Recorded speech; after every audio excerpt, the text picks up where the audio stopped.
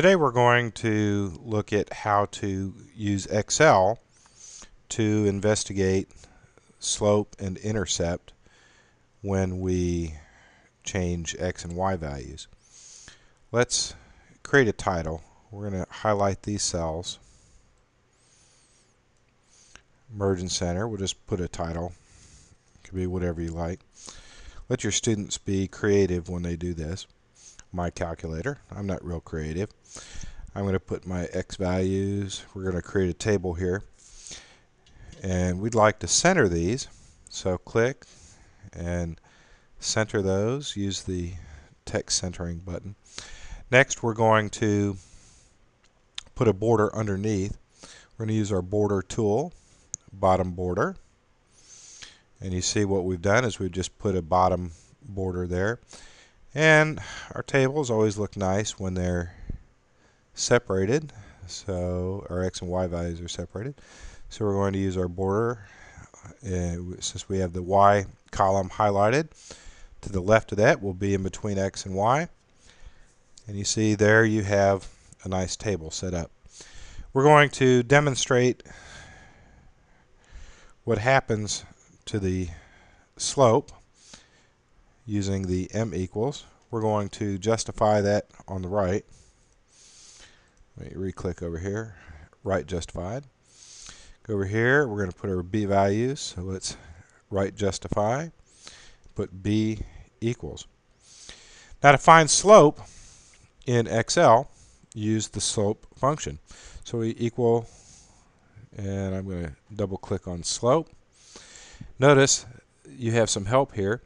It says slope, known y's and known x's. The y's come first.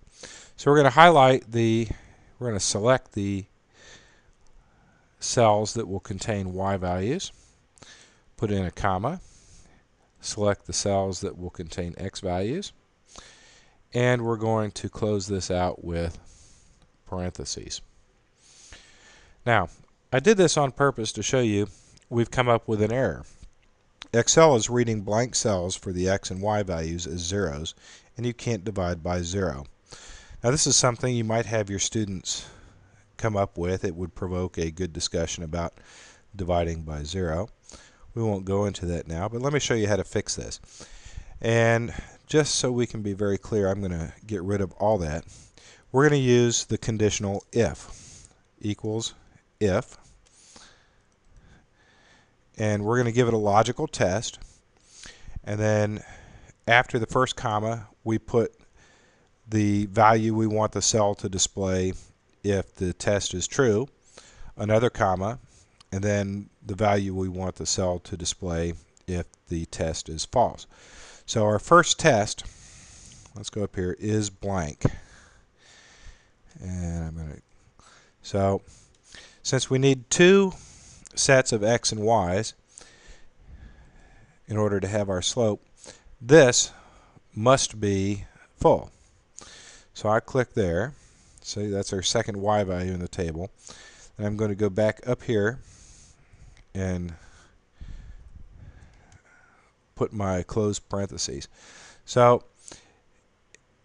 if the field C5 is blank, that's true, we want our cell here to be blank.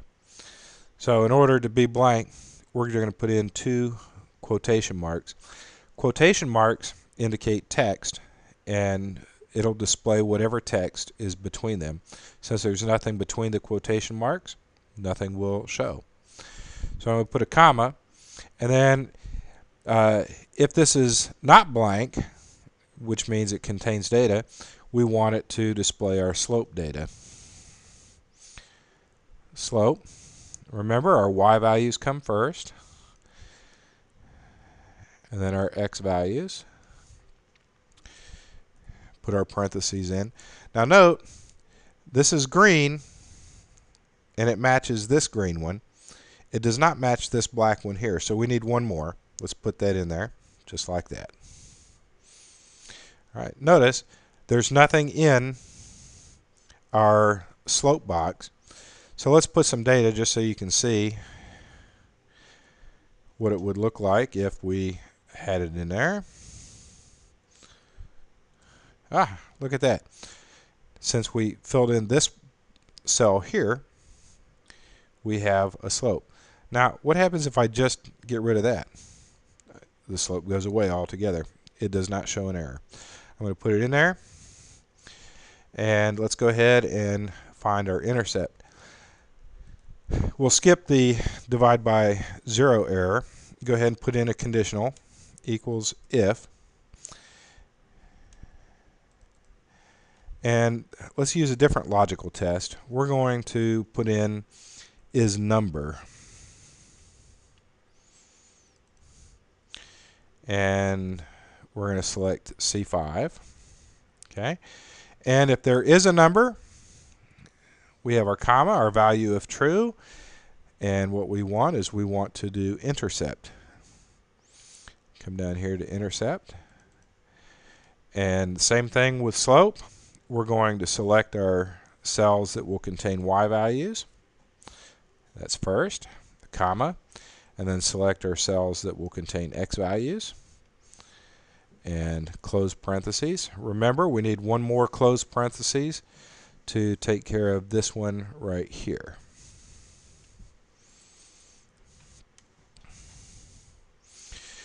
And just so these will look nice, let's go ahead, highlight these two cells and left justify so that those numbers match up with the M and B up here. So our M value equals 3, our B value equals 2. Now we'd like to display that in the form of y equals mx plus b. So let me go up here and hit merge and center. And then what I'm going to do is first make a mistake. It's, well, not really a mistake, but something that just isn't formatted very nice. And this will be something good for you to do with your students.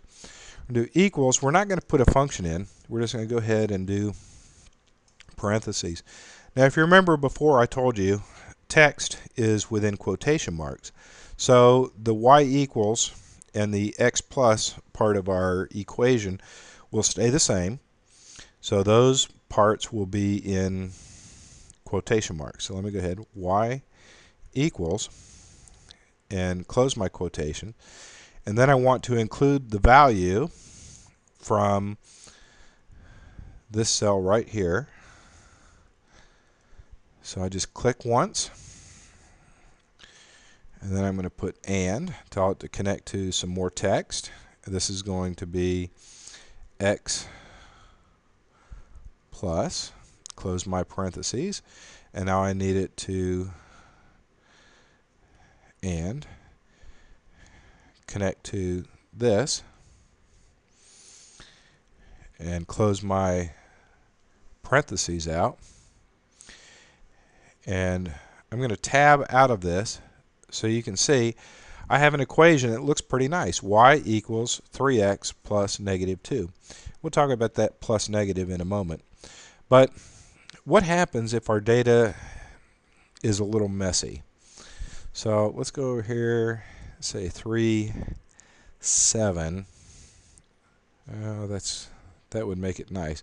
Let's go to 3, 9. And you notice we have a rather ugly looking number for a nice neat equation.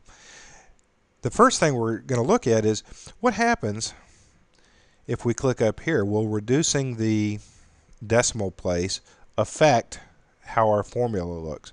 I'll go ahead and tell you in advance it's no, but this is something good for your students to experiment with.